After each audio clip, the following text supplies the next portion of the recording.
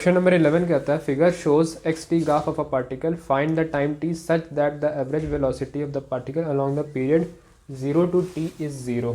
ठीक है, तो ये एक्स टी ग्राफ दिया हुआ है, ये ऊपर एक्स है और ये टाइम का एक्स एक्स है।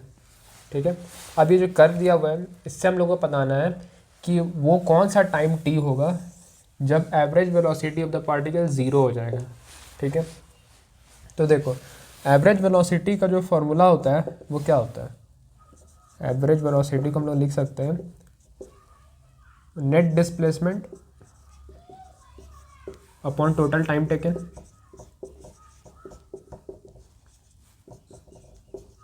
ठीक है, और क्वेश्चन में क्या बोलता है, एवरेज वेलोसिटी 0 होना चाहिए। अगर एवरेज वेलोसिटी अगर हम लोग 0 कर दिया अगले स्टेप में, ये क्या बन जाएगा, 0 is equal to net displacement upon total time taken, total time taken. तो इधर से क्या निकल जाएगा रिजल्ट हम लोग के पास कि नेट डिस्प्लेसमेंट जो है वो 0 होना चाहिए। अब नेट डिस्प्लेसमेंट 0 होना चाहिए। अब देखो, अब ये देखो ये डिस्प्लेसमेंट का एक्सेस है। ठीक है, अब देखो पार्टिकल स्टार्ट करता है यहाँ से, मतलब पहले 20 मीटर से डिस्प्लेसमेंट हो चुका है, यहाँ पे ये बोल रहा है। ठीक है, अब देखो डिस्प्लेसमेंट नीचे जा रहा है, नीचे जा रहा है, डिस्प्लेसमेंट का वैल्यू घट रहा है। ठीक है, घट रहा फिर इंक्रीज कर रहा है, इंक्रीज करते करते करते फिर जहाँ पे फिर से दोबारा 20 मीटर होगा, यानी अगर तुमको दिखाएं कि एक लाइन पैरेलल एक्स एक्सिस मतलब टी एक्सिस के जो 20 से होकर गुजर रहा हो उसको बनाए और ये कर्व को जहाँ पे इंटरसेक्ट करे।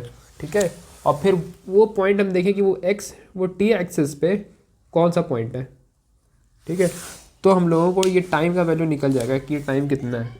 ठीक है, क्योंकि ये ग्राफिकल क्वेश्चन है तो इसको ये क्वेश्चन ग्राफ में प्लॉट किया हुआ होना चाहिए और ग्राफ ही में इसका हम लोग सॉल्यूशन फाइंड करेंगे। ठीक है, क्योंकि ये कर्व भी इरेगुलर है तो हम लोग मैथमेटिक्स से नहीं सॉल्व कर सकते।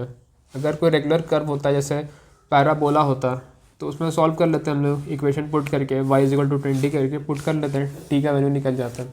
लेकिन ये कोई इरेगुलर कर्व है, जाना पहचाना कर्व नहीं है, तो इसको हम लोग प्रॉपर ग्राफ में जब तक ये कर्व प्लॉट होकर के हम लोग को नहीं मिलेगा तब तक हम लोग टी का वैल्यू नहीं फाइंड कर सकते।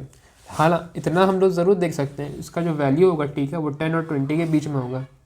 और अगर बुक में जो HC वर्मा फिगर दिए हैं वो देखा जाए तो हम लोग और क्लोजली बता सकते हैं कि ये 10 और 15 के बीच में होगा कोई फिगर।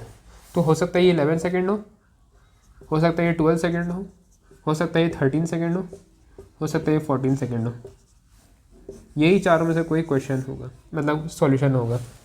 ठीक है, और अगर कोई कॉम्पिटिटिव एग्ज़ाम में ऐसा क्वेश्चन आ जाता तो भी घबराने की ज़रूरत नहीं है, क्योंकि इसमें ऑप्शन देगा। ठीक है, ऑप्शन देगा तो ऑप्शन ऐसा देगा कि ऑड वन आउट लगेगा आपको। जैसे मान लीजिए पहला ऑप्शन आपको दे देगा कि time is equal to 1 second, दूसरा ऑप्शन दे देगा time is equal to 20 second, तीसरा ऑप्शन दे देगा time is equal to 10 second, चौथा ऑप्शन दे देगा time is equal to 12 second. तो यहाँ से क्लियरली दिख जाएगा कि 10 पे तो नहीं है और 20 पे भी नहीं है, 1 पे भी नहीं है, तो करेक्ट आंसर 12 ही होना चाहिए, तो टिक मार देंगे।